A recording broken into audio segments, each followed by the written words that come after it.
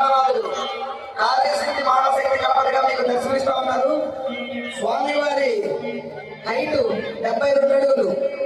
Eco friendly వినాయకుడు. పూర్తిగా పర్యావరణానికి హాని లేకుండా ఉండేటటువంటి పదార్థాలు వాడడం జరిగింది. దీంట్లో బంకమన్ను, జనపనార, ఇసుక, దంపపుట్టు, క్లాత్, గడ్డి బ్యాగ్స్ ఇలాంటి పదార్థాలతో మన స్వామివారిని తయారు చేసుకోవడం జరిగింది.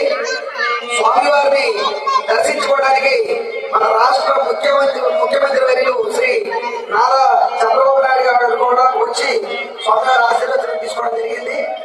అలాగే తొలి పూజ ఏదైతే ఉందో మన మంత్రివర్యులు శ్రీ కేసరి శివనాథ్ చిన్ని గారు దంపతులతో సమేతంగా వచ్చి ఈ యొక్క పూజలో పార్టిసిపేట్ చేయడం జరిగింది.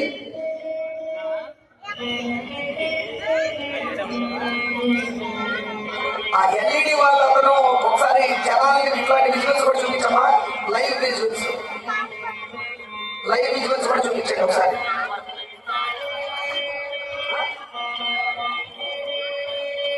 లైవ్ కనెక్షన్ అంటే ఇవ్వండి.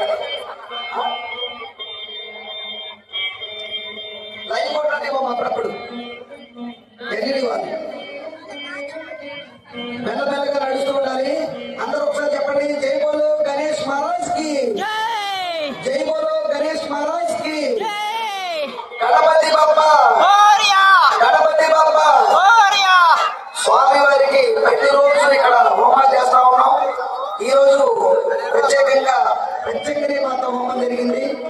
అలాగే సాయంత్రం దాదాపు 500 మంది మహిళలతోటి ప్రతిరోజు ఇక్కడ పూజలు జరుగుతూ ఉన్నాయి.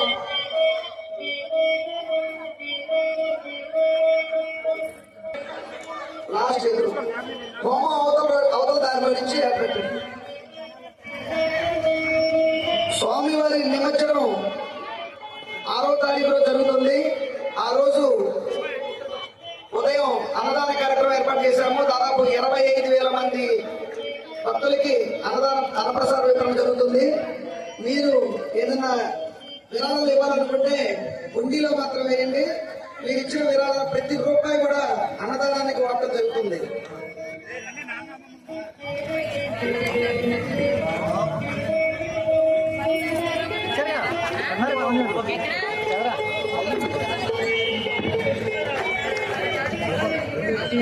హుండీ గణపతి సేవా సమితి ఆధ్వర్యంలో నిర్వహిస్తున్నటువంటి కార్యసిద్ధి మహాశక్తి గణపతి స్వామివారికి ఒకవైపు కైలాసం నుంచి వచ్చినటువంటి పవన శివుడు, మరొక వైపు పార్వతీ సమేతమైనటువంటి కన్యకా పరమేశ్వరమ్మ కూడా కొలువై ఉన్నారు. ఈ యొక్క ఉత్సవాలు 11 జరుగుతాయి. 11వ రోజు అనగా 6వ తేదీ రోజు ఇక్కడ నిమజ్జన కార్యక్రమం ఇక్కడ ఇదే ప్రాంతంలో జరుగుతుంది. స్వామివారికి పూర్తిగా ఎకో ఫ్రెండ్లీగా ఇష్టం కాబట్టి నిమజ్జనం కూడా ఇదే ప్రాంతంలో నిర్వహించడం జరుగుతుంది. ముందుగా ఏర్పాటు చేసినటువంటి విగ్రహం లోపల ఉన్నటువంటి స్ప్రింక్లర్స్ తోటి విగ్రహాన్ని కట్టబెట్టి ఆ తర్వాత పైన సాయంతో మనం విగ్రహాన్ని తీసుకుంటాం. స్వామివారికి సంబంధించినటువంటి ఏదైతే విగ్రహ తాలూకు మట్టి ఉందో అది కూడా మనం ఇదే ప్రాంతంలో భక్తులందరికీ పంచిపెట్టడం జరుగుతుంది. 11 రోజులు నిత్య పూజలు అందుకున్నటువంటి స్వామివారి ప్రతిమకు సంబంధించిన ఆ యొక్క మట్టిని మీ ఇంట్లో తులసి మొక్కల్లో కానీ పూల మొక్కలకు కానీ లేదా మీ పొలాల్లో వేసినా కూడా ఎంతో శుభ్రం జరుగుతుందని చెప్పి భక్తులకు అపారం నమ్మకం. అందుకనే ప్రతి సంవత్సరం కూడా ఉత్సవాలైన మరుసటి రోజు కూడా ఇదే గ్రౌండ్లో వేలాది మంది భక్తులు వచ్చి స్వామివారి ప్రతిమకు సంబంధించినటువంటి మట్టిని తీసుకెళ్తూ ఉంటారు. అలాగే ఏదైతే ప్రతిరోజు స్వామివారికి 72 అడుగుల స్వామివారికి 72 కేజీల లడ్డు ప్రసాదాన్ని నైవేద్యంగా పెట్టాము.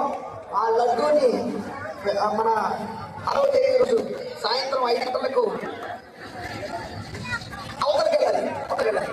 ఆ కారణం ఏదైతే లడ్డూ ప్రసాదం ఉందో ఆ యొక్క లడ్డు ప్రసాదాన్ని 6వ తేదీ రోజు వేలం ద్వారా భక్తులకి అందజేయడం జరిగింది. వేలంలో పాల్గొనాలి అనుకున్న భక్తులు ఎవరైతే ఉన్నారో ముందుగా మా కమిటీ వారిని సంప్రదించగా కోరుతున్నాం. అలాగే మీ క్యూలైన్లలో గుడి ఏర్పాటు చేయడం జరిగింది. 6వ తారీఖు రోజు చేయబోయేటటువంటి అన్నదాన కార్యక్రమానికి ఎవరైనా విరాళం ఇవ్వకుంటే మీరు హుండీలో విరాళం ఇవ్వచ్చు. మీరు ఇచ్చిన ప్రతి రూపాయి ఆ రోజు అన్నదాన కార్యక్రమం వాడతాం.